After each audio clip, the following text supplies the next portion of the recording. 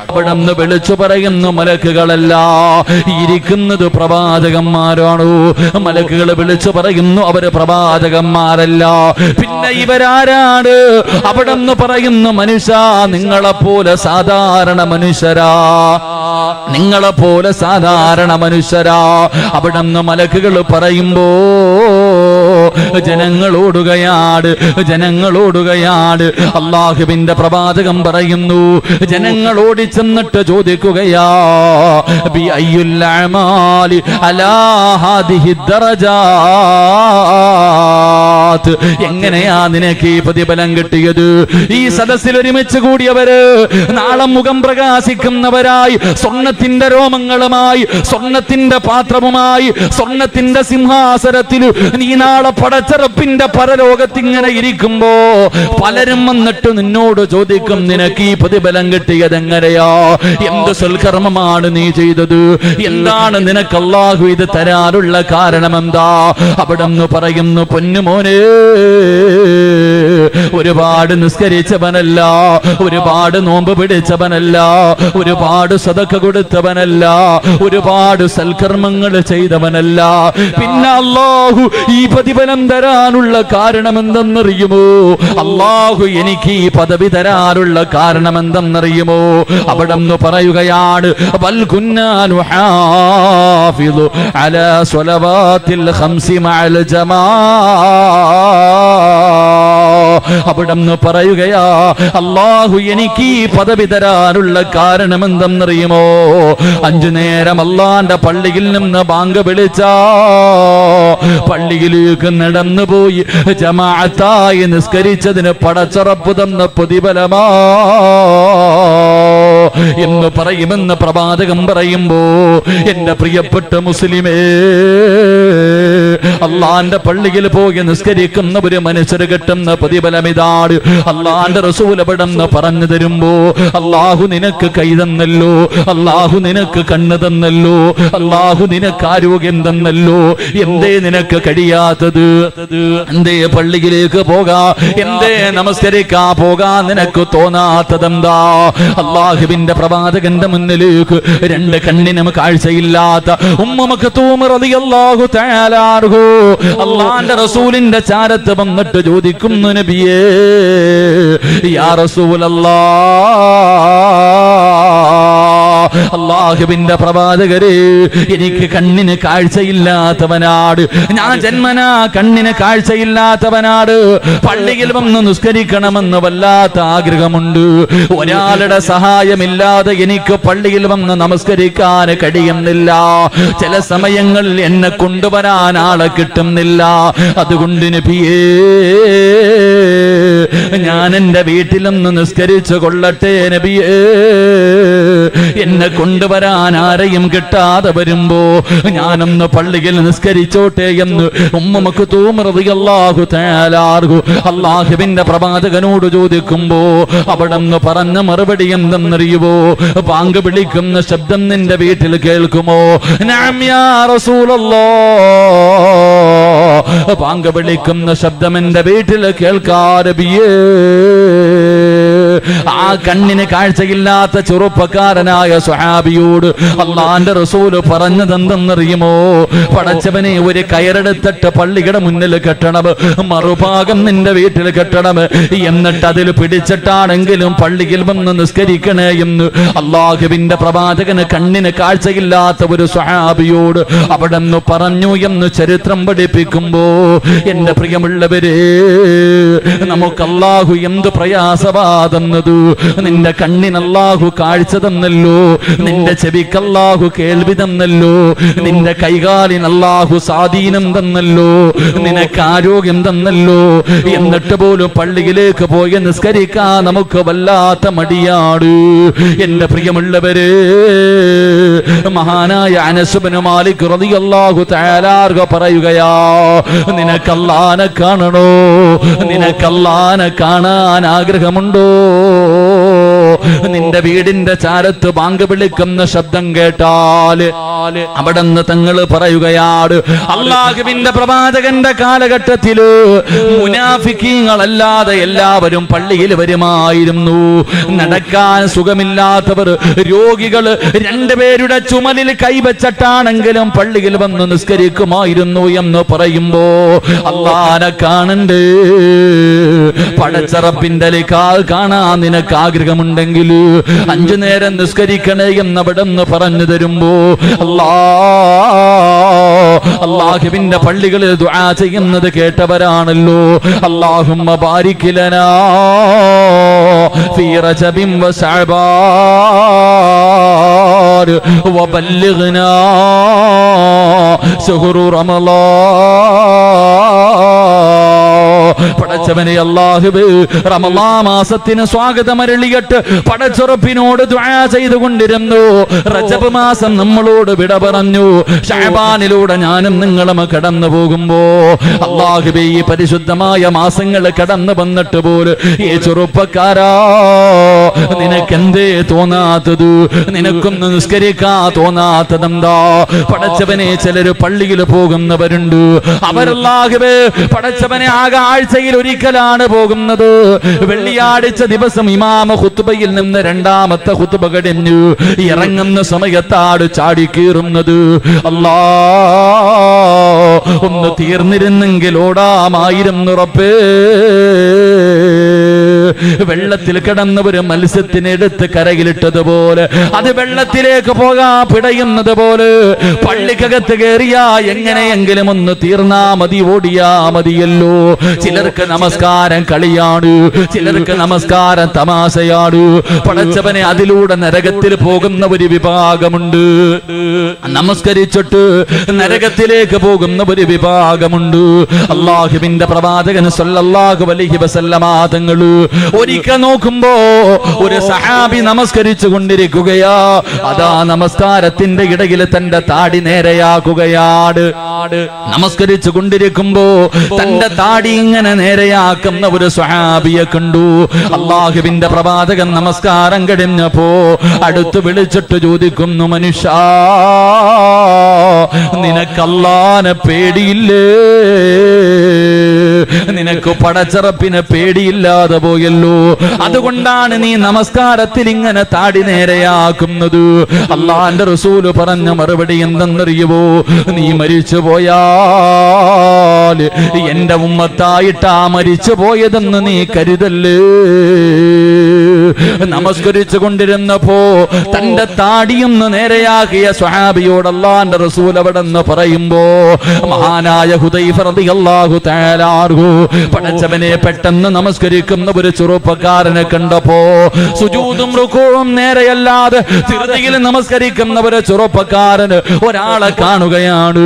മഹാനായ ഹുദൈഫ റളിയല്ലാഹു തആല അൻഹു അവിടെന്ന് ചോദിച്ചു, നിസ്കരിക്കാൻ തുടങ്ങിയിട്ട് എത്ര കൊല്ലമായി? 40 കൊല്ലമായി തങ്ങള്. ഹുദൈഫ റളിയല്ലാഹു തആല അൻഹു പറഞ്ഞതെന്തെന്നറിയുവോ? 40 കൊല്ലത്തെ നിസ്കാരം വെറുതെയായി പോയി, 40 കൊല്ലത്തെ നിസ്കാരം കളിയായി പോയി.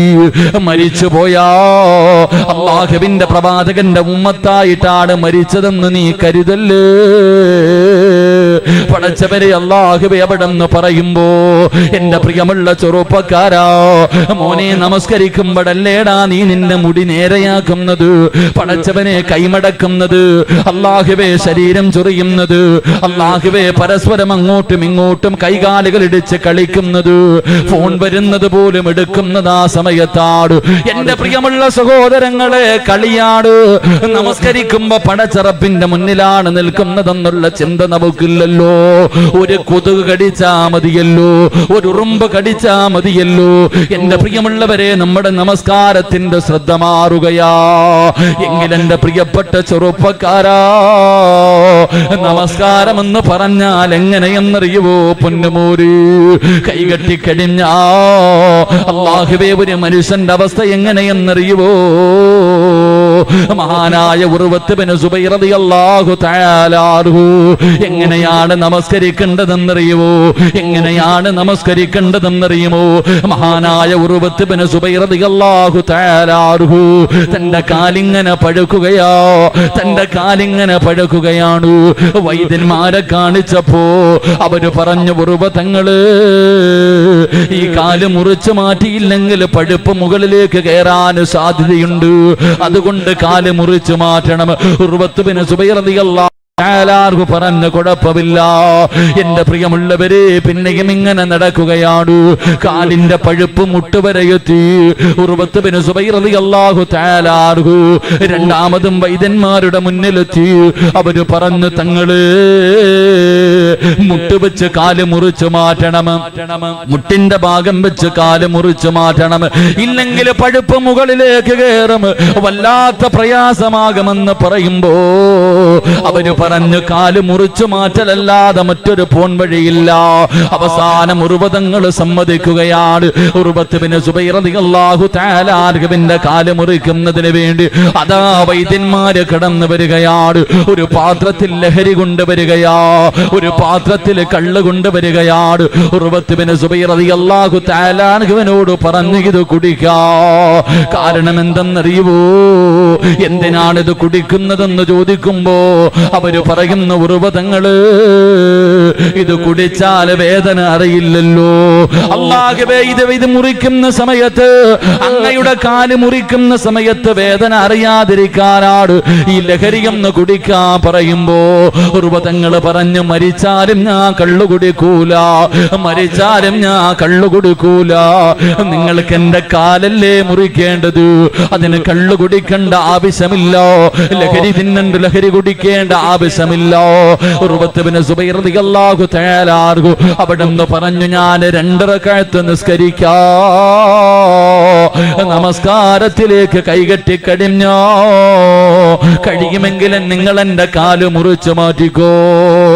എന്റെ പ്രിയമുള്ള ചെറുപ്പക്കാരാ, ഉർവത്ത് ബിൻ സുബൈർ റളിയല്ലാഹു തആല അൻഹു അവിടുന്ന് വുളുവെടുക്കുകയാണ്, അവിടുന്ന് വുളുവെടുക്കുകയാണ്. എന്നിട്ട് പടച്ചുറപ്പിന്റെ മുന്നിലേക്ക് കടന്നു വന്നിട്ട്, വജ്ഹതു വജ്ഹിയ ലില്ലദീ ഫതറ സമാവാതി വൽ അർദ്, അല്ലാഹുവോട് പറയുന്ന, റബ്ബേ എന്റെ ജീവിതം നിനക്കുള്ളതാണല്ലോ എന്ന് പറഞ്ഞിട്ട് അവിടുന്ന് കൈകെട്ടുകയാണ്. അല്ലാ, എന്നിട്ട് അവിടുന്ന് ഫാത്തിഹ ഓതുകയാണ്. അതാ ഫാത്തിഹ കഴിഞ്ഞു, സൂറത്ത് ഓതാ തുടങ്ങുമ്പോ വൈദ്യന്മാര് കടന്നു വന്നിട്ട് ഉർവതങ്ങളുടെ കാല് മുറിക്കുകയാ.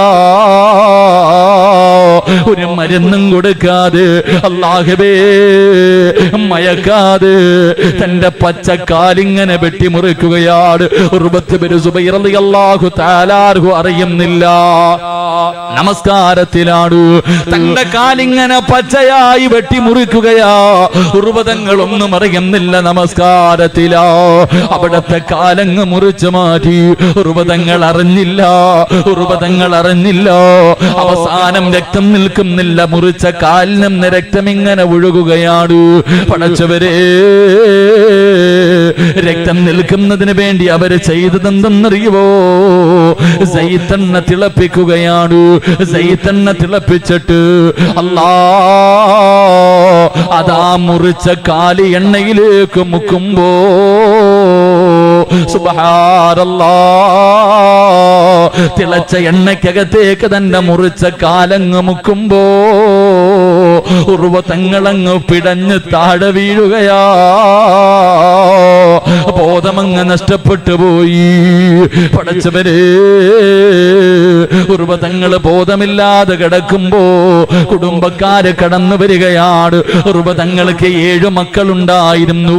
ആ 7 മക്കളിൽ 7ാമത്തെ ഒരു ചെറിയ മകനുണ്ടല്ലോ, അവനെ ഒട്ടകം ചവിട്ടിയിട്ട് മരിച്ചുപോയി. തന്റെ പൊന്നാര ചെറിയ മകനുണ്ടല്ലോ, ഒട്ടകത്തിന്റെ ചവിട്ട് കൊണ്ടിട്ട് മരിച്ചുപോയി. അല്ലാ, കുടുംബക്കാരും വൈദ്യന്മാരും വല്ലാത്ത വേദനയിലോ. ബോധം വരുമ്പോ ആദ്യം എന്താണ് പറയേണ്ടത്? കാല് മുറിച്ച് മാറ്റിയെന്നോ തന്റെ പൊന്നാര മകൻ മരിച്ചതാണോ പറയേണ്ടത്? എന്തു ചെയ്യണമെന്നറിയാതെ കുടുംബക്കാര് മുഴുവനും വേദനിച്ചു കൊണ്ടിരിക്കുമ്പോ ഉർവത്ത് ബിൻ സുബൈർ റളിയല്ലാഹു തആല അൻഹു അവിടുന്ന് ബോധം തിരിച്ചു വരികയാണ്. അതാ വൈദ്യന്മാര് പറഞ്ഞു, തങ്ങള് അങ്ങയുടെ കാല് മുറിച്ചു മാറ്റി തങ്ങള്. ഉർവത്ത് ബിൻ സുബൈർ റളിയല്ലാഹു തആല അൻഹു അവിടുന്ന് പറഞ്ഞു, അൽഹംദുലില്ലാഹ് ഇന്നാ ലില്ലാഹി വ ഇന്നാ ഇലൈഹി റാജിഊൻ. അങ്ങ് നമസ്കരിച്ചു കൊണ്ടിരുന്ന സ്ഥല സമയത്ത് അങ്ങയുടെ കാല് മുറിച്ചു മാറ്റിയെന്ന് പറയുമ്പോ ഉർവ തങ്ങൾ അൽഹംദുലില്ലാഹ് പറയുകയാ. രണ്ടാമതായി പറഞ്ഞു, തങ്ങള് അങ്ങയുടെ ഏറ്റവും ഇളയ മകനുണ്ടല്ലോ, ഒട്ടകത്തിന്റെ ചവിട്ട് കൊണ്ട് മരിച്ചുപോയി തങ്ങള്. തന്റെ പൊന്നാര മകൻ മരിച്ചെന്ന് പറയുമ്പോഴും അൽഹംദുലില്ലാഹ് ഇന്നാ ലില്ലാഹി വ ഇന്നാ ഇലൈഹി റാജിഊൻ. ജനങ്ങളെ മുഴുവനും അത്ഭുതത്തോടെ നിൽക്കുകയാണ്. എന്തൊരു മനുഷ്യനാ പടച്ചവര്! കാല് മുറിച്ചു മാറ്റിയപ്പോ തന്റെ പൊന്നാര മകൻ മരിച്ചെന്ന് പറഞ്ഞപ്പോഴും അൽഹംദുലില്ലാഹ് പറയുകയാണല്ലോ. ജനങ്ങൾ ചോദിച്ച ഉർവ തങ്ങള് എന്തിനാണ് അൽഹംദുലില്ലാഹ് പറഞ്ഞത്? പറഞ്ഞ മറുപടി എന്തെന്നറിയുവോ? അല്ലാഹു 2 കൈയും 2 കാലും എനിക്ക് തന്നു. ഒന്നല്ലേ അല്ലാഹു തിരിച്ചെടുത്തുള്ളൂ. അല്ലാഹു എനിക്ക് 1 കാല് ബാക്കി തന്നല്ലോ. അതുകൊണ്ട് അൽഹംദുലില്ലാഹ്.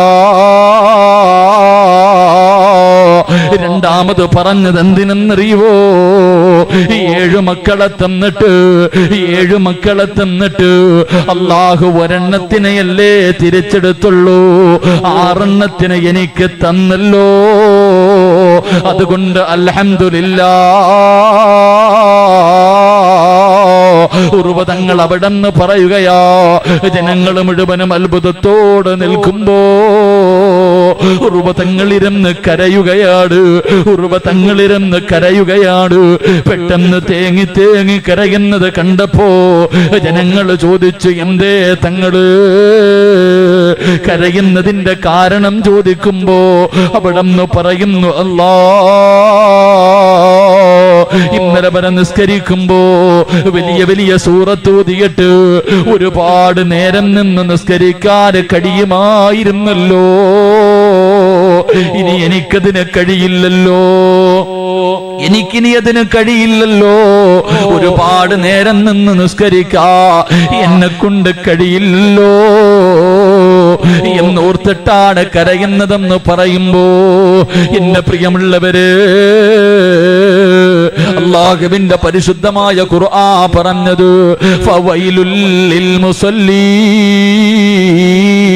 അല്ലദീന ഹും അൻ സ്വലാത്തിഹിം സാഹൂൻ. അല്ലാഹുവിന്റെ വിശുദ്ധമായ ഖുർആൻ പറഞ്ഞത്, എന്റെ പ്രിയമുള്ളവരെ, ഫവൈലുൽ ലിൽ മുസല്ലീൻ, നമസ്കരിക്കുന്നവർക്കാണ് വൈലെന്ന നരകം. എങ്ങനെ നിസ്കരിക്കുന്നത് നമുക്കെന്നറിയുവോ? കളിയും തമാശയുമായ ഭയഭക്തിയില്ലാതെ തോന്നിയതുപോലെ കാക്ക കൊത്തുന്നത് പോലെ കടന്ന് കോപ്രായം കാണിക്കുന്ന ചെറുപ്പക്കാരാ, പൊന്നുമോനെ, നിനക്ക് വൈലെന്ന് പറയുന്ന നരകമുണ്ടെന്ന് അല്ലാഹുവിന്റെ വിശുദ്ധമായ ഖുർആൻ പറയുമ്പോ, എന്റെ പ്രിയമുള്ളവര്, മഹാനായ നബി മുഹമ്മദ് മുസ്തഫ സല്ലല്ലാഹു അലൈഹി വസല്ലമ തങ്ങൾ പറയുകയോ, എന്റെ പ്രിയമുള്ളവര്, ജീവിതത്തിൽ ചെയ്തു പോയ പാപങ്ങൾ മുഴുവനും അല്ലാഹു പുറത്തു തരണോ?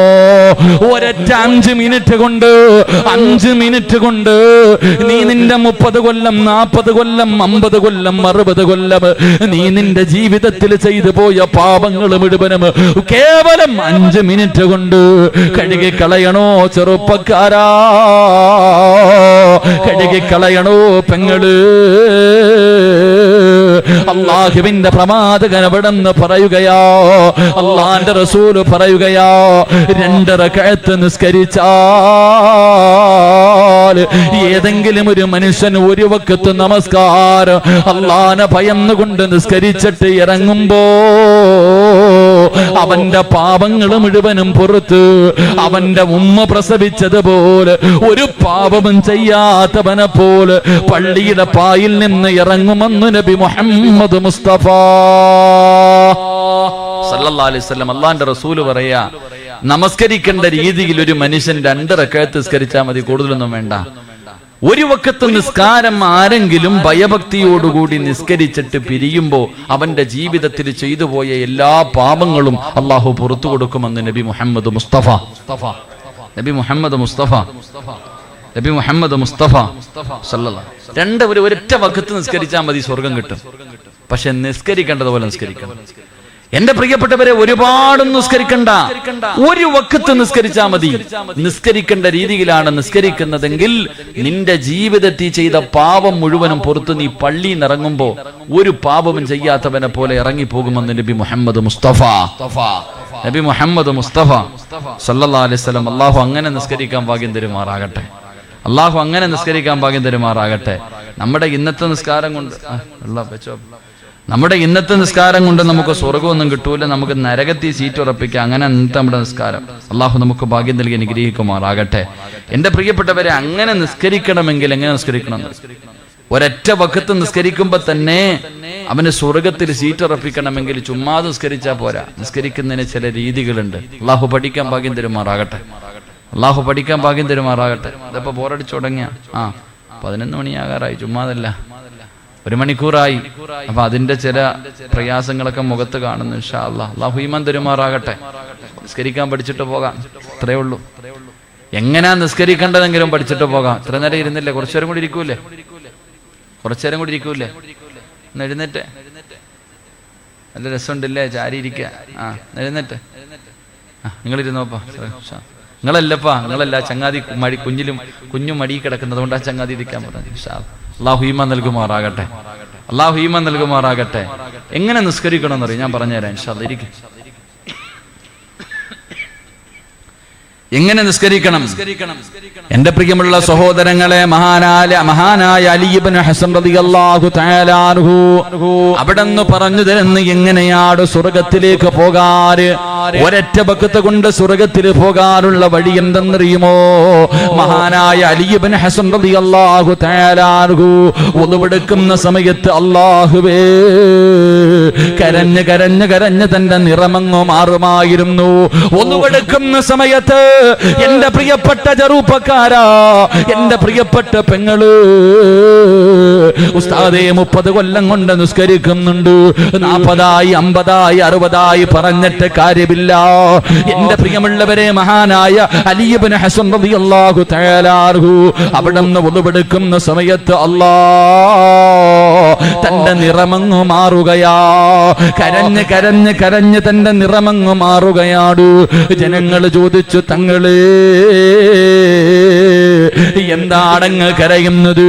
അങ്ങയുടെ നിറം മാറുന്നതിന്റെ കാരണം ചോദിക്കുമ്പോ അലി ഇബ്നു ഹസൻ റളിയല്ലാഹു തആല അൻഹു അവിടുന്ന് പറയുകയാ,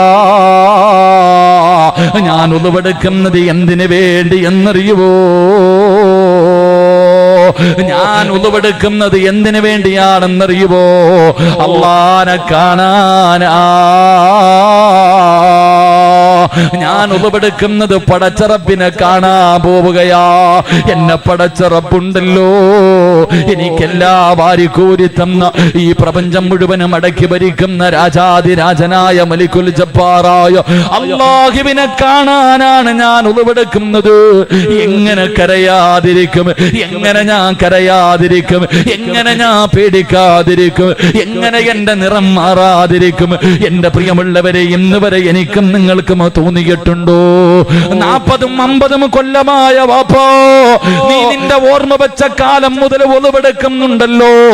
ജീവിതത്തിൽ ഒരിക്കലെങ്കിലും ഒളിവെടുക്കുമ്പോ നിന്റെ മനസ്സിൽ തോന്നിയിട്ടുണ്ടോ ഞാൻ ഒളിവെടുക്കുന്നത് അല്ലാഹനെ കാണാനാ, ഞാൻ അല്ലാഹനെ കാണാനാണ് ഒളിവെടുക്കുന്നത്? ആ ഒളിവെടുക്കുന്ന സമയത്ത് നേരെ ചൊവ്വേ നിനക്കൊന്ന് ഒളിവെടുക്കാൻ കഴിഞ്ഞിട്ടുണ്ടോ? അതുകൊണ്ട് ചെറുപ്പക്കാരാ, ഒളിവെടുക്കുന്ന സമയത്ത് കരയണേ മോനെ. കരഞ്ഞുകൊണ്ട് വേണം നീ ഒളിവെടുക്കാ. കാരണം നീ അല്ലാഹനെ കാണാനാണ് ഒളിവെടുക്കുന്നത്, അല്ലാഹന്റെ മുന്നിലേക്ക് പോകാനാണ് ഒളിവെടുക്കുന്നത്. അലി ഇബ്നു ഹസൻ റളിയല്ലാഹു തആല അൻഹു പറയുകയാ, അങ്ങനെ കരഞ്ഞുകൊണ്ട് പേടിച്ച് വിറച്ചുകൊണ്ട് ഒളിവെടുത്തു.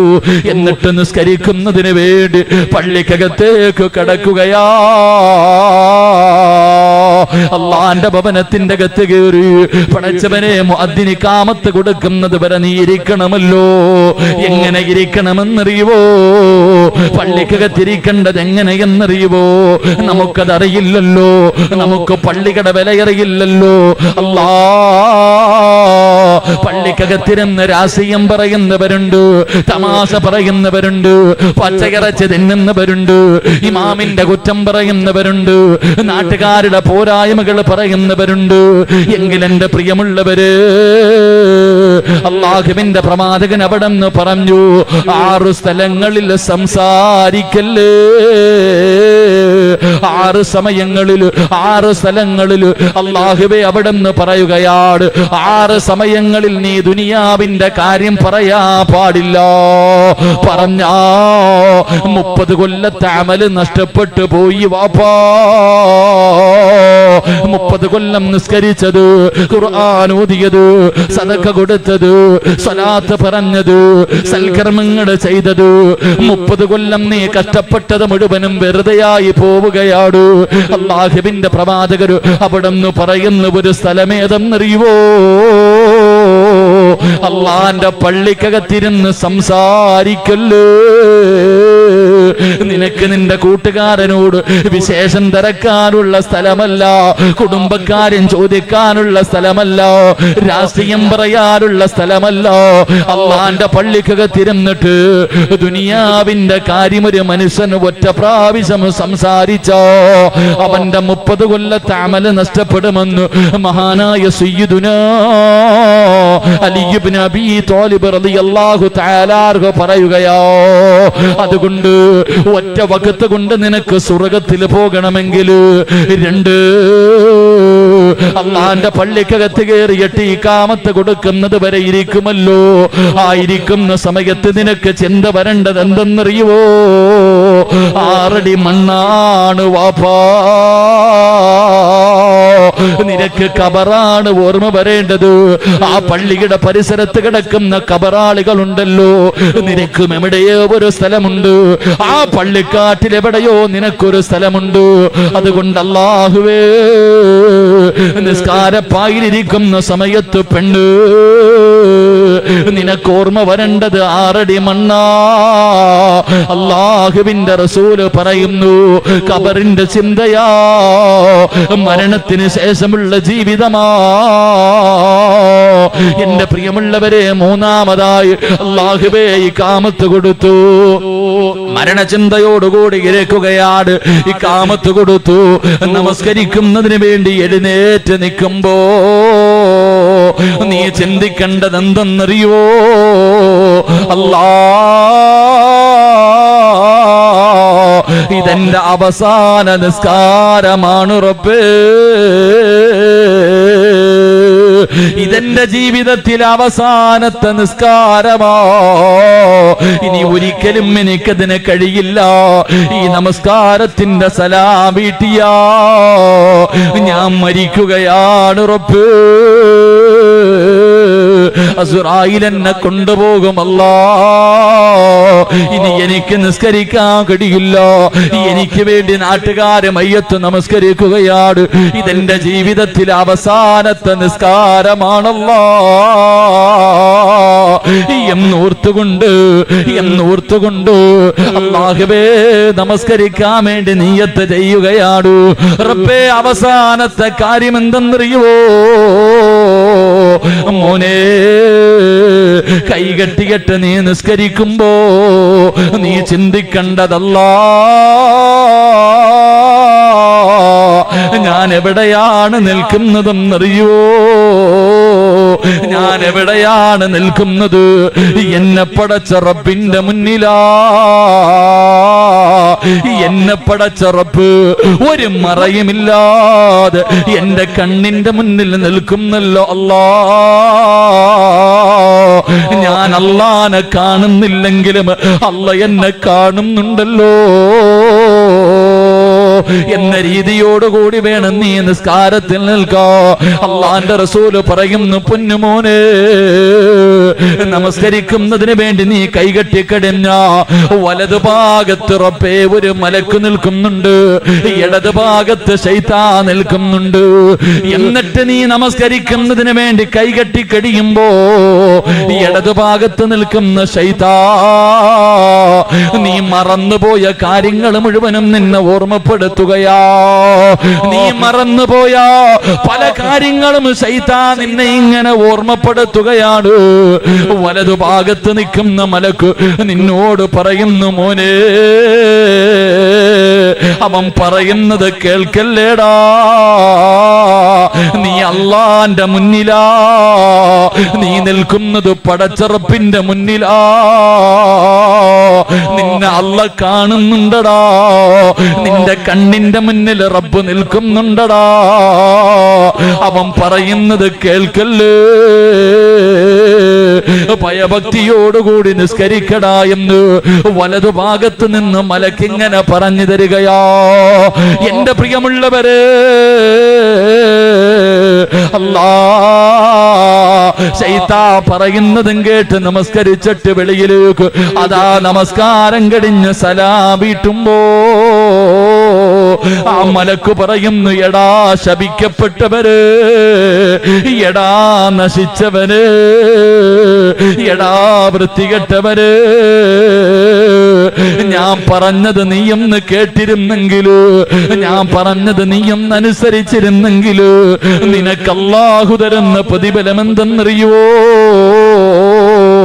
നിന്റെ ജീവിതത്തിൽ ഇന്ന് വരെ ചെയ്ത പാപങ്ങൾ അല്ലാഹു പുറത്തു തരുമായിരുന്നു.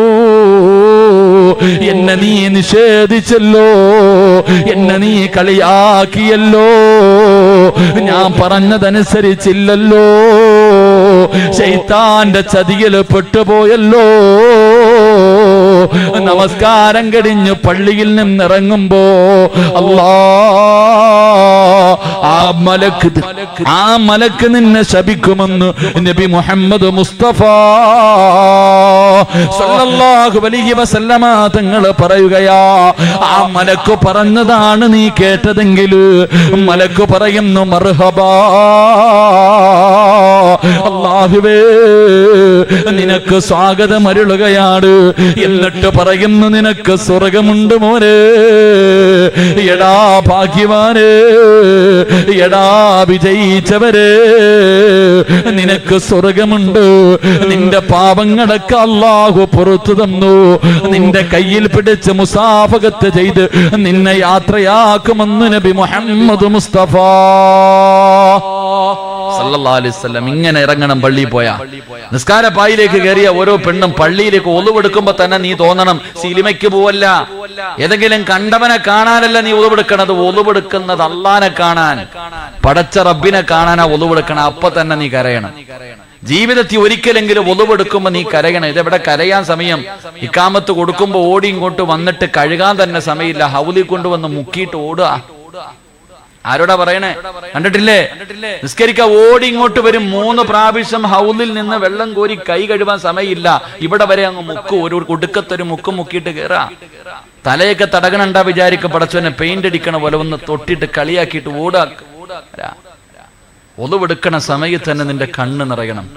പള്ളിക്കകത്ത് കയറി ഇരുന്നിട്ട് പച്ചയിറച്ചി തിന്നാൻ, എടാ നിന്റെ ചങ്ങാതിയെ കാണുമ്പോ അളിയ സുഖമാണോ എന്ന് ചോദിച്ചാ 30 കൊല്ലം നീ കഷ്ടപ്പെട്ടത് പോയി. 30 കൊല്ലം പോയി നിസ്കരിച്ചതും ഖുർആൻ ഓതിയതൊക്കെ പോയി. 6 സ്ഥലങ്ങളിൽ നീ സംസാരിക്കരുത്, ദുനിയാവിന്റെ കാര്യം പറയരുത്. പള്ളിക്കകത്ത് ഇരുന്നിട്ട് വിശേഷം, മക്കളൊക്കെ സുഖമാണോ, എട്ടിച്ചു വിട്ട മക്കളൊക്കെ ആയോ, കച്ചവടമൊക്കെ എങ്ങനെയുണ്ട്, പള്ളിക്കകത്തിരുന്ന്. നീ പള്ളിക്കകത്തിരിക്കുമ്പോ ഓർമ്മ വരേണ്ടത് പള്ളിക്കാടാ, നീ കബറിന്റെ അകത്ത് കിടക്കണ രംഗം നിനക്ക് ഓർമ്മ വരണം. 3 നിസ്കരിക്കാൻ വേണ്ടി എഴുന്നേക്കുമ്പോ നീ ചിന്തിക്കണം, പടച്ചോനെ ഇപ്പം എന്താ പോവാ, നിസ്കാരം കഴിഞ്ഞ ഉടനെ എന്നെ കൊണ്ടുപോകും. ഇസ്രായേൽ ഇങ്ങനെ സമയം കാത്തു നിൽക്കുക വെട്ടാൻ വേണ്ടി, എന്നെ കൊണ്ടുപോകാൻ വേണ്ടി കാത്തു നിൽക്കാൻ. നിന്റെ ജീവിതത്തിൽ അവസാനത്തെ നിസ്കാരം അല്ലാഹ് ഒന്ന് നിസ്കരിച്ചു നോക്കണം. അല്ലാഹു ഈമാൻ തരുമാറാകട്ടെ. 4ാമത്തെ ചിന്ത, കൈകെട്ടുമ്പോ നീ ചിന്തിക്കണം, നീ നിക്കണത് എവിടാ? നിന്നെ പടച്ച റബ്ബിന്റെ മുന്നിലാ. ഇടതുഭാഗത്ത് ശൈത്താൻ വന്നിട്ട് പറയണ്ട, അപ്പൊ നിനക്ക് ഇത്തിരി പൈസ തരാനുണ്ട്, ഓർമ്മയില്ലേ? അവനെല്ലാം ഓർമ്മിപ്പിക്കും. തമാശയ്ക്ക് പറയും, ഒരു കാര്യം എവിടെങ്കിലും വെച്ചിട്ട് മറന്നുപോയാൽ ഓർക്കണമെങ്കിൽ 2 റക്അത്ത് നിസ്കരിച്ചാൽ മതി എന്ന് തമാശയ്ക്ക് പറയാറുണ്ട്. എന്തെങ്കിലും ഒരു സാധനം എവിടെ വെച്ചെന്ന് ഓർമ്മയില്ല, തമാശയ്ക്ക് പറയും, എടാ ഒന്ന് കൈകെട്ടി നിസ്കരിക്കടാന്ന്. ഉറപ്പായിട്ടും നിസ്കരിച്ചാൽ ഓർമ്മ വരും. കാരണം എന്താ ചെയ്താമെന്ന് പറഞ്ഞുതരും. എന്റെ പ്രിയപ്പെട്ട സഹോദരങ്ങൾ, ആ സമയത്ത് വലതുഭാഗത്തൊരു മലക്ക് നിന്നിട്ട് പറയണ്ട, അള്ളാന്റെ മുന്നിലാടാ നിക്കണം, നേരെ ചൊവ്വ നിക്ക്, പടച്ചവനെ ഭയന്നുകൊണ്ട് നിക്കടാ, നിന്റെ പാപങ്ങൾ അള്ളാഹു പുറത്തെരിയും. മലക്കിങ്ങനെ പറഞ്ഞുതരും. ശൈത്താൻ പറയുന്നതും കേട്ട് നീ ഇറങ്ങിപ്പോകുമ്പോ ഈ മലക്കിന്റെ ശാപവും വാങ്ങിയിട്ട് നീ ഇറങ്ങിപ്പോകണം. ആ മലക്കു പറയുന്നത് നീ അനുസരിച്ചാ നീ സ്വർഗത്തിന്റെ അവകാശിയായിട്ട് ഇറങ്ങിപ്പോകും. അള്ളാഹു ആ കൂട്ടത്തിൽ പെടുത്തുമാറാകട്ടെ. അതുകൊണ്ട് എന്റെ പ്രിയമുള്ള സഹോദരങ്ങളെ, ഞാൻ പറഞ്ഞു വന്നത്, അള്ളാഹുവിന്റെ പള്ളിയിലേക്ക് നടക്കുന്ന നടത്തം അത് വെറുതെയല്ല, നിനക്കത് സിറാത്തിൽ രക്ഷയാണെന്ന് നബി മുഹമ്മദ് മുസ്തഫ. ആരാ പള്ളി നടന്നു പോണേ? പറ്റുമെങ്കിൽ മിഹ്റാബിനകത്ത് വരെ ബൈക്ക് കയറ്റും നമ്മൾ. പള്ളിക്കകത്ത് സഫിൽ കൊണ്ട് വെച്ചിട്ട് നിസ്കരിക്കാൻ പറ്റുമെങ്കിൽ വണ്ടി അതിനകത്ത് കയറ്റും ഞാനും നിങ്ങളും. ആരാ നടക്കണേ? ഞാനും നടക്കൂല, നിങ്ങളും നടക്കൂല. എല്ലാവരും വണ്ടിയിലെ യാത്ര അല്ലേ? വാപ്പാടിയൊക്കെ വയ്യ ഉസ്താദെ, ഒരു ചുവട്ടടി മുന്നോട്ട്. വാപ്പാടിയൊക്കെ എന്താ പള്ളി വരാത്ത? ഒരു ചുവട്ടടി മുന്നോട്ട് വെക്കാൻ പറ്റത്തില്ല. അല്ലാഹ് എന്താ പറച്ചിലെന്നറിയോ?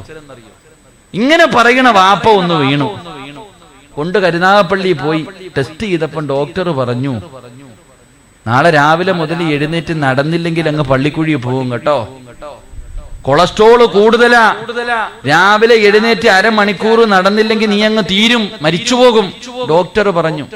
പിറ്റേ ദിവസം രാവിലെ അലാറം വെച്ച് ഭാര്യ എഴുന്നേക്കും. അലാറം വെച്ചിട്ട് എഴുന്നേക്കും ഭാര്യ. എന്നിട്ട് വിളിക്കും, മച്ച എഴുന്നേക്കും, മച്ച. കിളവനെ വിളിക്കുക, എഴുന്നേക്കാൻ. എന്തിനാ? നിസ്കരിക്കാനല്ല. രാത്രി കിടന്ന സുബഹിയുടെ സമയത്ത് ഉറങ്ങുന്ന ഭർത്താവിന്റെ മുഖത്ത് ഒരു പെണ്ണ് വെള്ളം കുടഞ്ഞ് ഉണർത്തിയാൽ ആ പെണ്ണിന് സ്വർഗമുണ്ടെന്ന് നബി മുഹമ്മദ് മുസ്തഫ. ഇന്ന് വരെ അവൾ ഉണർത്തിയിട്ടില്ല, ഇന്ന് വരെ അങ്ങനെ ഉണർത്തിയിട്ടില്ല. ഇത് ഭർത്താവ് ചാവൂന്ന് ഡോക്ടർ പറഞ്ഞപ്പോ രാവിലെ അലാറം വെച്ച് എഴുന്നേറ്റിട്ട്, മച്ച എഴുന്നേക്ക് മച്ച, വാ തീരും, വാ നടക്കാം, പൊക്ക, ഒരു ചുവട്ടടി മുന്നോട്ട് വെക്കാൻ പറ്റത്തില്ല എന്ന് പറഞ്ഞ വാപ്പായും പെണ്ണുമ്പിള്ളയും കൂടെ ഇറങ്ങി നടക്കാ, റോഡിൽ കൂടെ ഒന്ന് കാണണം. ഭാര്യ പറയും, ഞാൻ കൂടെ വരാം. നിങ്ങൾ ഒറ്റയ്ക്ക് വേണ്ട, ഞാൻ വരാം. ഒരു കൈയിൽ ടോർച്ചും ഒരു കയ്യിൽ ഒരു കമ്പും. എന്തിനാ? പട്ടിയെ തല്ലാൻ. എന്തിനാ? മച്ചായ പട്ടിയടിക്കാൻ വന്ന തല്ലാൻ വേണ്ടി പെണ്ണുമ്പിള്ള ഒരു കമ്പം പിടിച്ചിട്ട് കിളവന്റെ കൂടെ നടക്ക. എന്ത്? ഇപ്പം കാലിനൊരു ഗുരുവില്ല, ഇപ്പം നിങ്ങളുടെ ഒന്നും കാലിനൊരു കുഴപ്പമില്ല, പള്ളിയിൽ പോകാൻ ഒരു ചുവട്ടടി വയ്യ. ഒരുത്തം പറഞ്ഞ് ചാകൂന്ന് നടന്നില്ലേ? അള്ളാഹു നടത്തിക്കും. അള്ളാഹു കാക്കുമാറാകട്ടെ. അള്ളാഹുവിന്റെ പ്രവാചകൻ സല്ലല്ലാഹു അലൈഹി വസല്ലമ തങ്ങളോട് ആയിഷ ബീവി റളിയല്ലാഹു തആല അൻഹ അവിടുന്ന് ചോദിക്കുന്നു, നബിയേ, യാ റസൂലല്ലാഹ്, അള്ളാഹുവിന്റെ പ്രവാചകരെ, ഫഹൽ യദ്കുറൂന അഹ്ലീകും യൗമൽ ഖിയാമ, ആയിഷ ബീബി റളിയല്ലാഹു തആല അൻഹ പെട്ടെന്ന് അല്ലാഹുവിന്റെ പ്രവാചകനോട് ഒരു ചോദ്യം ചോദിക്കുകയാണ്. പടച്ചവനെ, പ്രവാചകൻ ആ ചോദ്യം അങ്ങ് കേൾക്കുമ്പോൾ അള്ളാന്റെ റസൂലിന്റെ കണ്ണ് നിറഞ്ഞൊഴുകുകയാണ്. അള്ളാന്റെ റസൂലിന്റെ കണ്ണിങ്ങനെ നിറഞ്ഞൊഴുകുകയാ. പ്രവാചകൻ ഇരുന്ന് കരയുകയാണ്. ആയിഷ ബീബി റളിയല്ലാഹു തആല അൻഹ അള്ളാന്റെ റസൂലിനോട് ചോദിക്കുന്നു, യാ റസൂലല്ലാഹ്, എന്തു പറ്റി നബിയേ, എന്തു പറ്റി നബിയേ, എന്തിനാണ് കരയുന്നതെന്ന് ചോദിക്കുമ്പോ അള്ളാഹുവിന്റെ പ്രവാചകൻ അവിടെ നിന്ന് പറയുന്നു, ആയിഷ, നീ ചോദിച്ച ചോദ്യം വല്ലാത്ത ഒരു ചോദ്യമായി പോയി. ആയിഷ ബീബി റളിയല്ലാഹു തആല അൻഹ ചോദിച്ച ചോദ്യം എന്തെന്നറിയുമോ? ഫഹൽ യദ്കുറൂന അഹ്ലീകും യൗമൽ ഖിയാമ. നാളെ ഇസ്രാഫീൽ എന്ന മലക്ക് സൂറന്ന കാഹളത്തിൽ ഊതിക്കിടിയുമ്പോൾ ഖബർ പൊളിച്ചുകൊണ്ട് ജനങ്ങളെ മുഴുവനും കടന്നു വരുന്ന പടച്ചറപ്പിന്റെ പരലോകമുണ്ടല്ലോ, അള്ളാന്റെ കോടതിയുണ്ടല്ലോ. ആ കോടതിയിലേക്ക് കടന്നു വരുന്ന ദിവസം ഈ സ്നേഹം എന്നോട് കാണിക്കുമോ? ഈ സ്നേഹം അപ്പോഴും എന്റെ കൂടെ ഉണ്ടാകുമോ നബിയേ? എന്നെ സഹായിക്കുമോ നബിയേ? എന്നെ സ്വർഗത്തിൽ കൊണ്ടുപോകുമോ നബിയേ? എന്നോട് വല്ല പരിചയം കാണിക്കുമോ നബിയേ? ഞാൻ അങ്ങയുടെ ഭാര്യയാണല്ലോ. അള്ളാഹുവിന്റെ പ്രവാചകൻ സ്വല്ലല്ലാഹു അലൈഹി വസല്ലമ തങ്ങളോട് ആയിഷ ബീബി റളിയല്ലാഹു തആല അൻഹ ചോദിക്കുമ്പോ അള്ളാന്റെ റസൂല് പറയുന്നു, ആയിഷ, സലാസത്തിന് 3 സ്ഥലങ്ങളുണ്ട്. നാളെ പടച്ചറപ്പിന്റെ പരലോകത്ത് 3 സ്ഥലങ്ങളുണ്ട്. ആ 3 സ്ഥലങ്ങളിലേക്ക് ജനങ്ങൾ കടന്നു ചെന്നാ ഫലാ യദ്കുറു അഹദുൻ അഹദാ. അല്ലാഹുവിന്റെ പ്രവാചകൻ സല്ലല്ലാഹു അലൈഹി വസല്ലമ തങ്ങൾ അവിടെന്ന് പറഞ്ഞു കൊടുക്കുന്നു, ആയിഷ, അള്ളാന്റെ കോടതിയിൽ 3 സ്ഥലങ്ങളുണ്ട്. അള്ളാന്റെ കോടതിയിൽ 3 സ്ഥലങ്ങളുണ്ട്. ആ 3 സ്ഥലങ്ങളിലേക്ക് ജനങ്ങൾ കടന്നു ചെന്ന വാപ്പ മുന്നിലൂടെ നടന്നു പോയാൽ, ഭാര്യ മുന്നിലൂടെ നടന്നു പോയാൽ, ഉമ്മതന്റെ മുന്നിലൂടെ നടന്നു പോയാൽ, പടച്ചവനെ, കൂടപ്പിറപ്പോ കൂട്ടുകാരോ മക്കളോ ഭാര്യയോ ഭർത്താവോ ഒരാളും നിന്നെ തിരിഞ്ഞു നോക്കില്ല ആയിഷ. ഒരാളും നിന്നെ കണ്ട പരിചയം കാണിക്കൂല. ഒരാളും നിന്നെ സ്വർഗത്തിൽ കൊണ്ടുപോകാൻ നോക്കൂല. അല്ലാഹുവിന്റെ പ്രവാചകൻ അവിടെന്ന് പറഞ്ഞു കൊടുക്കുമ്പോ ആയിഷ ബീബി റളിയല്ലാഹു തആല അൻഹ അവിടെന്ന് ചോദിക്കുന്നു, നബിയേ, ഏതാണ് നബിയേ? ആ 3 സ്ഥലങ്ങൾ ഏതാണ് നബിയേ? എന്റെ പ്രിയമുള്ളവരെ, നാളെ പരലോകത്ത് പടച്ചറപ്പിന്റെ മുന്നിലേക്ക് കടന്നു ചൊല്ലുമ്പോ ആ 3 രംഗം ഞാനും നിങ്ങളും നേരിടേണ്ടവരാണ്. അവിടെ ചെന്ന് കഴിഞ്ഞാ പിന്നെ ഒരാളും നിന്റെ കൂടെ ഉണ്ടാകില്ല. അള്ളാന്റെ റസൂൽ ഒന്നാമതായി പറയുകയാണ്, പടച്ചറപ്പ് വിചാരണ ചെയ്യുന്ന സമയമുണ്ടല്ലോ, അള്ളാഹു ഹിസാബ് ചെയ്യുന്ന സമയമുണ്ടല്ലോ. ഈ ജീവിതത്തിൽ ജീവിക്കുന്ന കാലയളവിൽ ചെയ്തു കൂട്ടിയത് മുഴുവനും നാളെ പിടിച്ചു നിർത്തിയിട്ട് അള്ളാഹു എണ്ണി എണ്ണി ചോദിക്കുന്ന ആ രംഗമുണ്ടല്ലോ, ആ രംഗം നിന്നെ ഒരാളും സഹായിക്കില്ല. രണ്ടാമതായിട്ട് അള്ളാന്റെ റസൂല് പറഞ്ഞു കൊടുക്കുകയാണ്, നന്മതിന്മ എഴുതിയ കിതാബ് തൂക്കുന്ന രംഗമുണ്ടല്ലോ, മീസാൻ എന്ന് പറയുന്ന ത്രാസുണ്ടല്ലോ, ആ ത്രാസിന്റെ മുന്നിലെത്തിയ ഒരാളും നിന്റെ കൂടെയുണ്ടാകില്ല. ഒരാളും നിന്റെ കൂടെയുണ്ടാകില്ല. 3-ാമത്തെ സ്ഥലം ഏതാണ് നബിയേ? അള്ളാന്റെ റസൂല് പറഞ്ഞു, ആയിഷ, നരകത്തിന്റെ മുകളിലൂടെ പടച്ചറപ്പ് വലിച്ചു കെട്ടിയിരിക്കുന്ന സിറാത്ത് എന്ന് പറയുന്ന പാലമുണ്ടല്ലോ, ആ പാലത്തിന്റെ മുമ്പിൽ എത്തിക്കഴിഞ്ഞാ ഫലാ യദ്കുറു അഹദുൻ അഹദാ. പിന്നെ ഒരു മനുഷ്യനും നിന്നെ തിരിഞ്ഞു നോക്കില്ല എന്ന് പ്രവാചകൻ അവിടെ നിന്ന് പറയുമ്പോ, എന്റെ പ്രിയമുള്ളവരെ, സിറാത്ത് എന്ന് പറയുന്ന ഒരു പാലം നമുക്ക് കടക്കേണ്ടവരാ. ആ പാലത്തിലൂടെ നമുക്ക് സ്വർഗത്തിൽ എത്താൻ കഴിയൂ. ആ വഴിയല്ലാതെ മറ്റൊരു വഴിയില്ല. ആ സിറാത്ത് എന്ന പാലത്തിന്റെ മുകളിലൂടെയല്ലാതെ ഈ ലോകത്ത് ഒരു മനുഷ്യനും നാളെ പടച്ചറപ്പിന്റെ സ്വർഗത്തിൽ എത്താൻ കഴിയില്ല. അല്ലാഹുവിന്റെ പ്രവാചകൻ അവിടെ നിന്ന് പറയുകയാ, എന്റെ പ്രിയമുള്ളവരെ, സിറാത്ത് എന്ന് പറയുന്ന പാലത്തെ കുറിച്ച് പഠിക്കുന്നവരാണ്. അല്ലാഹുവിന്റെ പ്രവാചകൻ അവിടെ നിന്ന് പറയുന്നു, അസ്സിറാത്തു അലാ ജഹന്നം മിസ്ല ഹർഫി സൈഫി. അള്ളാഹുവിന്റെ പ്രവാചകൻ അവിടെന്ന് പറയുകയാ, നരകത്തിന്റെ മുകളിലൂടെ പടച്ചിറപ്പ് വലിച്ചു കെട്ടിയിരിക്കുന്ന ഒരു പാലമാണ് സിറാത്ത്. പെണ്ണെ, ഒരു മുടി 7 മുറിച്ചിട്ട് അതിലൊരംശം എത്ര നേർമയുള്ളതാണോ അതുപോലെയാണ് സിറാത്ത് എന്ന പാലം. വല്ലാത്ത ഇരുളാട്, വല്ലാത്ത വാളിന്റെ അഗ്രഭാഗത്തിനേക്കാളും മൂർച്ചയുള്ളതാ, വല്ലാത്ത വഴിപഴുപ്പാട്. ലക്ഷക്കണക്കിന് കിലോമീറ്ററുകൾ നീളമുള്ള പാലമെന്ന്, അതാ ലക്ഷക്കണക്കിന് കിലോമീറ്റർ നീളമുള്ള ഒരു പാലമാണ് സിറാത്ത് എന്ന പാലമെന്ന് അഷ്റഫുൽ ഖൽഖ് നബി മുഹമ്മദ് മുസ്തഫ സല്ലല്ലാഹു അലൈഹി വസല്ലമ തങ്ങൾ പറയുന്നു, നരകത്തിന്റെ മുകളിലൂടെ അള്ളാഹു വലിച്ചു കെട്ടിയിരിക്കുന്ന സിറാത്ത് എന്ന് പറയുന്നൊരു പാലമുണ്ട്. ഈ പാലത്തിലൂടെ സ്വർഗത്തിൽ പോകാൻ പറ്റൂ, വേറെ ഒരു വഴിയില്ല. ആരായാലും ഇതിന്റെ മുകളിൽ കൂടെ തന്നെ പോകണം, നടക്കണം, കാല് വെച്ച് നടക്കണം. ആ പാലത്തിന്റെ മുകളിലൂടെ സ്വർഗത്തിലെത്താൻ കഴിയൂ. ഈ പാലത്തിനാണെങ്കിൽ വല്ലാത്ത നേർമയാ. ഒരു മുടി 7 മുറിച്ചു, അതിലൊരംശം നമ്മൾ നോക്കുമ്പോ എത്ര നേർമയാണോ അതേപോലത്തെ നേർമയായി ഈ പാലത്തിന്. വാളിന്റെ അഗ്രഭാഗത്തിനേക്കാൾ വല്ലാത്ത മൂർച്ച, വല്ലാത്ത ഇരുള്, വല്ലാത്ത വഴുവഴുപ്പ്. പടച്ചവനെ, ലക്ഷക്കണക്കിന് കിലോമീറ്ററുകൾ നീളമുണ്ടെന്ന ഈ പാലത്തിന്. പല പല ഹദീസുകളുണ്ട്. 15,000 വർഷത്തെ വഴിദൂരമുണ്ട്, 50,000 വർഷത്തെ വഴിദൂരമുണ്ട്, 75,000 വർഷത്തെ വഴിദൂരമുണ്ടെന്നൊക്കെ ഹദീസിന്റെ കിതാബുകളിൽ നമുക്ക് കാണാം. എന്റെ പ്രിയപ്പെട്ടവരെ, ഏറ്റവും ഇറക്കവും നിരപ്പുമായിട്ട് കോടാനുകോടി വർഷം സഞ്ചരിച്ചാലേ സ്വർഗത്തിലെത്താൻ കഴിയും. അവിടത്തെ ഒരു ദിവസം പ്രവാചകൻ സല്ലല്ലാഹു അലൈഹി വസല്ലമ തങ്ങൾ പറഞ്ഞു, ഈ ദുനിയാവിലെ 50,000 കൊല്ലമാണെന്ന് നബി മുഹമ്മദ് മുസ്തഫ. നബി മുഹമ്മദ് മുസ്തഫ നബി മുഹമ്മദ് മുസ്തഫ നബി മുഹമ്മദ് മുസ്തഫ സല്ലല്ലാഹു അലൈഹി വസല്ലമ തങ്ങൾ പറയുന്നു, ഇവിടത്തെ 50,000 കൊല്ലമാണ് അവിടത്തെ ഒരു ദിവസം. അപ്പൊ എത്ര കൊല്ലം നടന്നാലേ നമ്മളൊന്ന് സ്വർഗത്തിൽ ചെല്ലുക? അള്ളാഹു ഭാഗ്യം തരുമാറാകട്ടെ. എത്ര കോടാനി വർഷം നമ്മൾ സഞ്ചരിച്ചാലാ ഈ സിറാത്ത് ഒന്ന് കടന്ന് സ്വർഗമെത്താ? നരകത്തിന്റെ മുകളിലാണ്, നരകത്തിന്റെ കൊളുത്തുകൾ ഇങ്ങനെ പാഞ്ഞു നടക്കുന്നു, ജനങ്ങൾ ഇങ്ങനെ കോരിയിട്ട് കൊണ്ടുപോവാ. നരകത്തിന്റെ തീയിലേക്ക് പ്രാണികൾ കരിഞ്ഞു വീഴുന്നത് പോലെ ആ പാലത്തിന്റെ മുകളിൽ നിന്ന് ജനങ്ങളെ നരകത്തിലേക്ക് കരിഞ്ഞു വീഴാ.